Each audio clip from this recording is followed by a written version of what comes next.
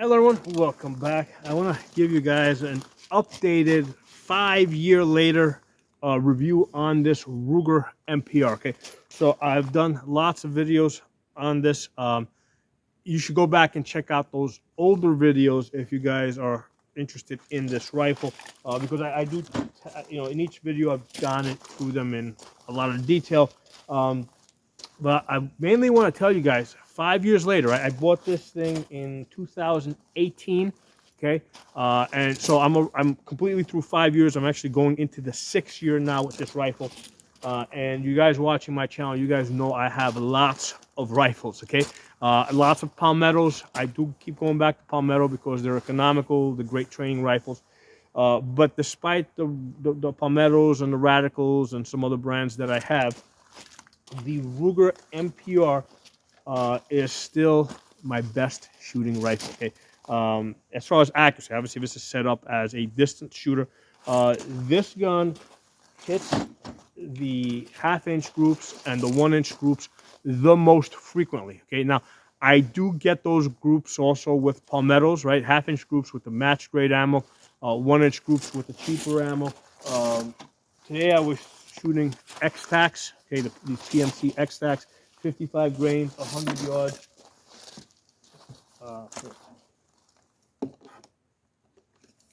Okay, so basically we're looking over here. Okay, so I did a 5-shot group. The 5 shots are 2 inches, but the 4 of the 5 are at 1.25 inches. Okay, so we can say that maybe I threw that one over there. So 4, or sometimes the ammunition can be a little inconsistent. So 4 out of the 5 at 1.25 inches. And there's another one here. Okay, so again, 4 out of 5. Now, any which way I measure this, I basically got 1.5 inch group. So 5 shots, 1.5 inches. Okay, so at 100 yards. So for I bought this gun at, I think it was like $640 when I bought it. People have been able to buy it in the mid 500s, even low 500s. If you see it at that price, grab it. Okay, it's a great gun. I mean, it is easily a $900 gun. Now in Europe, I am told that they're paying like $1,500 plus for this gun. People have made from in Europe have reported that in the comments on different videos that I have done on this. So don't look at the price and say that, hey, this is a $500 or $600 rifle. Remember, it's if you went back, let's say 20 years, an AR shooting these type of groups would have been like $2,000 plus. Okay, now if you look at it over here, the scope that I have on here is the Primary Arms PLX. Okay, 1 to 8 first focal plane. This is the M8 Raptor. This is a beautiful scope. It's a $1,500 scope. Okay, and again, I've done many reviews on this scope. Where I go into using the scope to do, not just, a scope like this. If I'm going to have a scope like this on the rifle, I'm doing more than just using it for magnification. I'm using the bullet drop compensator. I'm using the wind holes. I'm basically range estimating, right? Using the mill lines. This gives me like 200 mils on the X axis, 200 mils on the Y axis. So I'm doing like long distance range estimating with this. I'm practicing leading targets.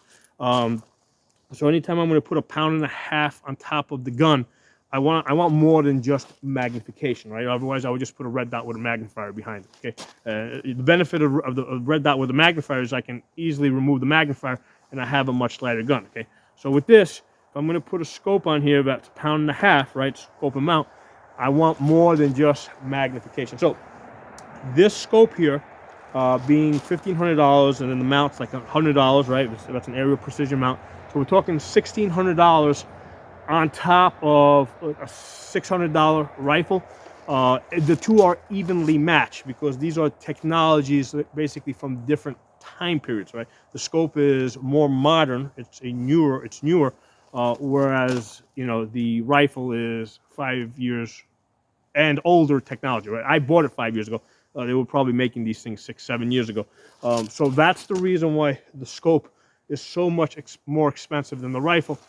If these were from the same time period, I think that both of these, you know, are worth $1,600. Okay, so you know, so if you would have, at the time that these technologies came out, and you have like cold hammer forged barrels, right? This has an 18-inch cold hammer forged barrel. Okay, and there was a point in time where you had to pay the minimum $1,500 for this, and now 15. You know, so you basically, this is a $3,000 gun, a combination of gun here at a certain time period. Okay, so yeah, so I don't want you guys to just look at, hey, it's a $500-600 gun. Okay, it's a $500-600 gun at the moment. Okay, you know, if you go back far enough, it's a much more expensive gun than that. Now, one of the things I've done with this gun is I've removed the muzzle brake. This comes with a muzzle brake. I don't like the muzzle brakes. They're obnoxiously loud. You know, so I took off the muzzle brake. I put on just standard flash hider. I like shooting the gun a lot more that way. I have the I use the Lancer magazines. I've been using these things now for at least 3 years. I've done many reviews on the Lancer magazines. Works great. I can see what's in them. I typically use the 20-round ones because if I'm either prone or benched, this doesn't hit the table. So, but I got lots of the 30-rounder ones. You can get them now. Like at times, these were like almost $20 magazines. Right now at Bolt Talk, they're about $10. Okay, so $10. Get 10 of these at a time. Okay, and build up a stockpile of these. Great magazines. I got like boxes of these stuff. Okay, these things are awesome.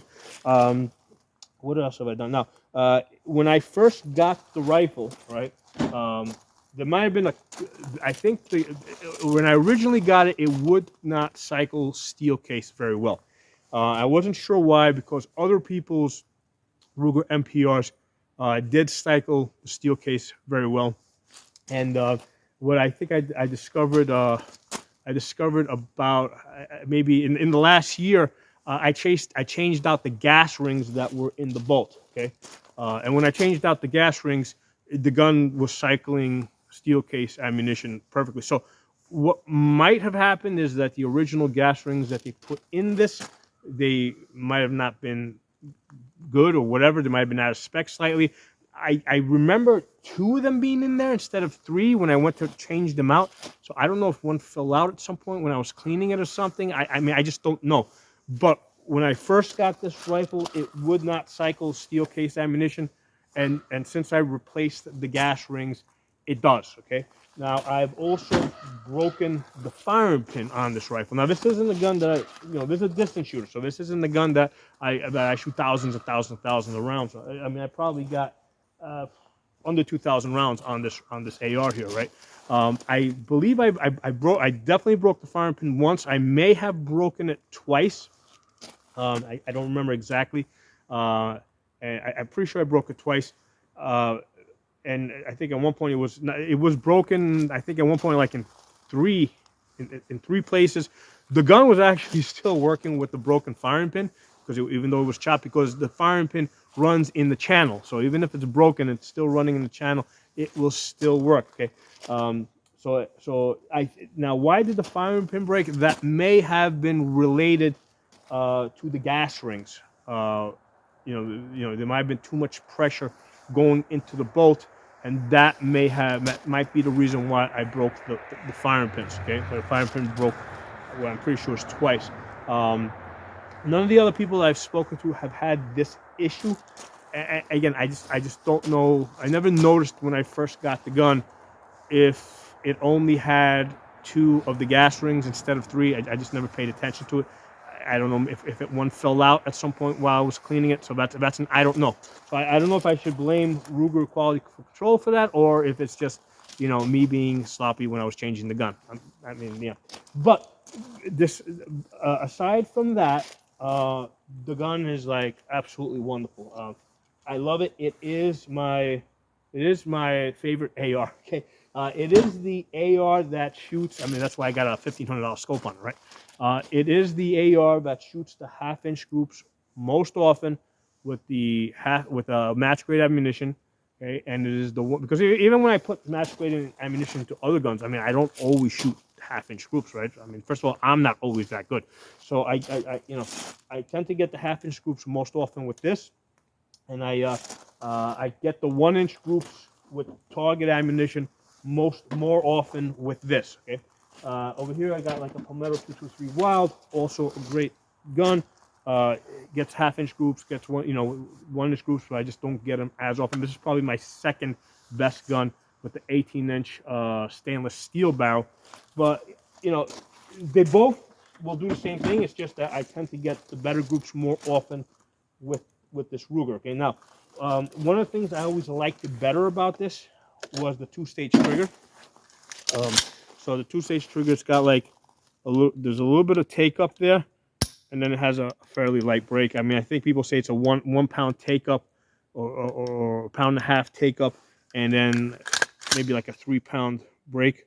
It's very light. I like it a lot. For the longest time, I just kept this Palmetto 18-inch stainless steel one here. I kept this with a match grade trigger, and I didn't like that trigger very much. I recently upgraded this to a Palmetto 2-stage trigger. Okay, now this also has a little bit of take up, but the take up on the Ruger is a little bit more firm. There's just a little bit more take up there, and then the brake.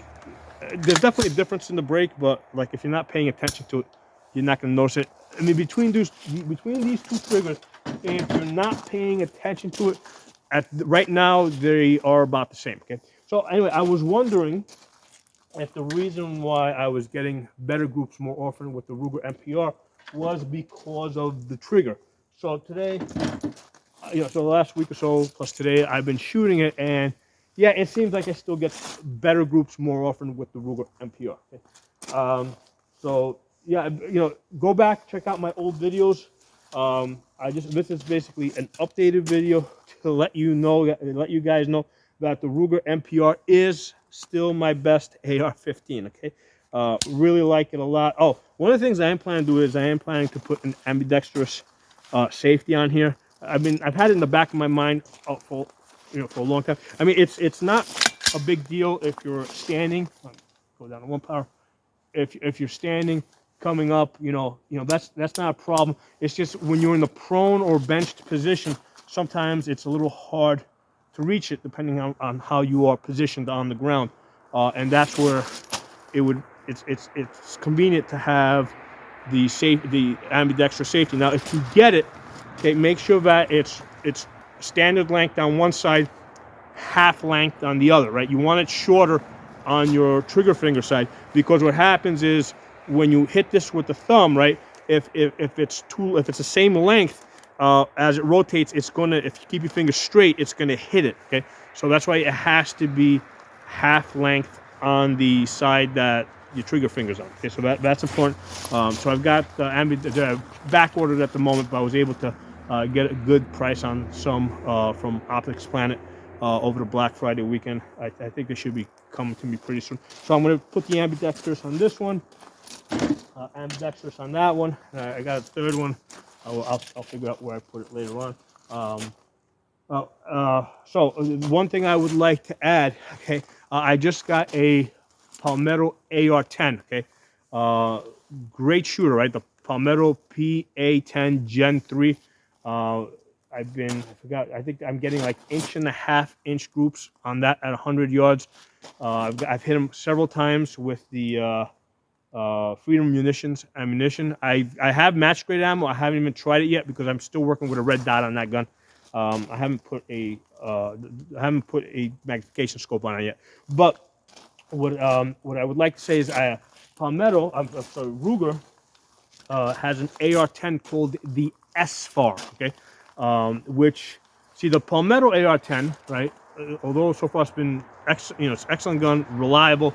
It's heavy. I mean, without anything mounted on top of the gun, the thing weighs like 7 pounds. Okay, the Ruger SAR, an AR-10, is about the same size and weight as an AR-15. Okay, so the problem that I've seen with the Ruger SAR, okay, is that it has an unreliable and inconsistent gas system. Okay, the Palmetto AR-10 has 17 positions on their gas system. Okay, so it's 3 slots per turn, so it's a total of 17 slots, which really allows you to dial in that, the gas on that AR-10. Okay, and AR-10s traditionally have had problems with the gas, right? Because 308 ammunition, which basically I've seen as much as 200 feet per second velocity differences. Okay, so hunters with bolt action rifles tend to like the softer hitting,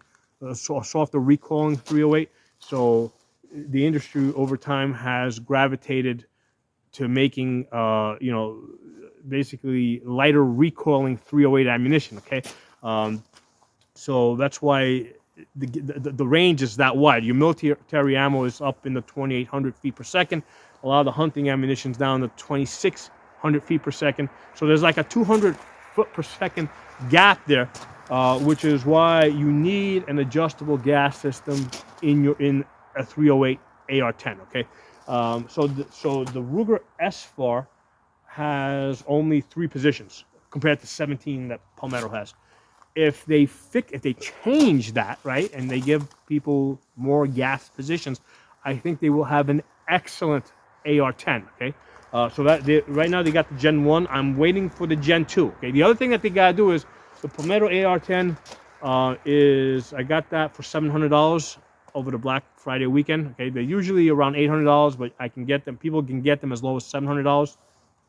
Remember, with the Palmetto, you can buy the lowers separate from the uppers. The uppers, you get them shipped to your house.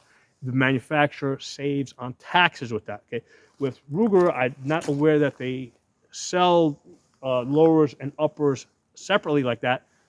In which case, the buyer ends up spending less money. So that's one thing they got to do, right? Give people the option of buying the lowers and uppers separate. Okay. They got to fix the gas system on their AR-10, okay, and they got to fix their price, okay, because the Ruger SAR, they're basically between $1,100 and $1,300, okay, which, I mean, here's the thing, like the Ruger MPR, we're talking $600 here, right? And people have gotten these as low as $500. So this is like in direct competition with Palmetto AR-15s. Okay, direct competition there.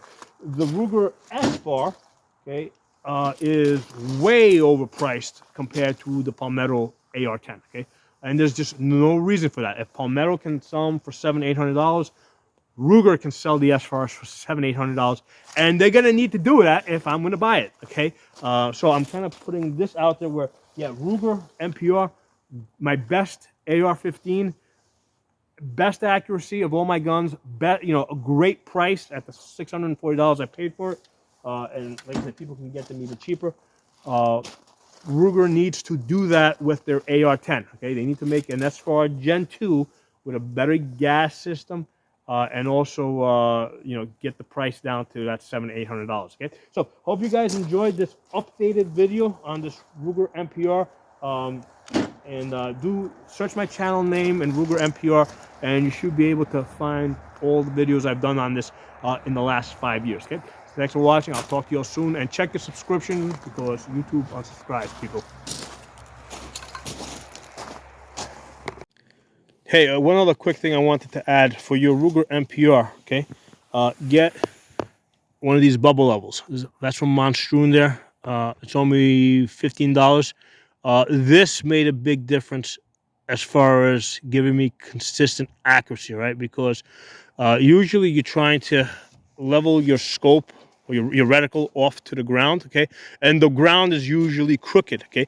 So in order to be consistent with your accuracy, you've got to level off the rifle to gravity, right? Because the bullet's reacting to gravity, not to the shape of the earth, okay?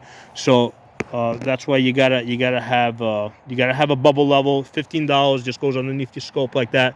And if you got like a magnifier in the back, you can put it in the front over there too. That works just fine. I've done that on some rifles that have magnifiers. Hey everyone, I want to add one more thing in general on Ruger. I think they would bring down their costs significantly, especially for their end consumer, if they would at least offer to sell the uppers and the lowers separate. Okay, so manufacturers pay a firearms tax on firearms when they have a serial number, okay, because that's then it's considered a firearm. So if they ship the complete firearm, they pay a firearms tax on the whole thing. If they ship the lower with the serial number separate, they just pay the firearms tax on that. So the way it works out is as often as I can, I try to buy the lowers and the uppers separate. I have the lower shipped to the FFL and the upper shipped straight to my house. Now, recently, as far as my Palmetto AR-10 purchase, I had no intention of getting an AR-10 now. Okay, it was something I was like planning to put off for a while. What happened was on Black Friday weekend, Palmetto was running a sale on their lowers, so I was able to get an AR-10 lower for $200. I said, okay, no big deal. It's only $200. I'll get that. I'll have that shipped to the FFL, and then down the road at some point I'll get the upper. Okay. Well, as soon as I put the order in, within like 2 or 3 days, I ended up paying the $500 upper. Okay. So it's almost like a gateway drug. Okay. You sell the lowers cheap, right? And then you'll eventually sell the uppers as well. Um, so yeah, I think that now I for whatever reason Ruger doesn't do it, they may wanna you know, maybe contract with a different company, right? Because fine, I understand that maybe they don't want the extra work or they don't want to change their business model, but they can at least pick another manufacturer or set up a separate company to process those sales for them, right? Because I don't think Ruger does any direct sales. Uh, so they should pick one, right, and basically sell the uppers and lowers to those other distributors, and then this way they can get out that way. So I think that would go a long way towards improving Ruger's sales and also dropping the cost, right? Because Ruger seems to be running on an old business model. Palmetto, for example, is running on a new business model, which is basically direct sales. In fact, Palmetto sells Ruger SARs. Okay, they sell Ruger MPRs. Um, so I think that's Ruger should make a deal with Palmetto to buy and sell their uppers and lowers separate, since Palmetto's already in the business of selling Rugers. Okay. So I just wanted to add that. I think that this would help Ruger's sales out in the long run. Okay. So drop some comments. Let me know what you guys think.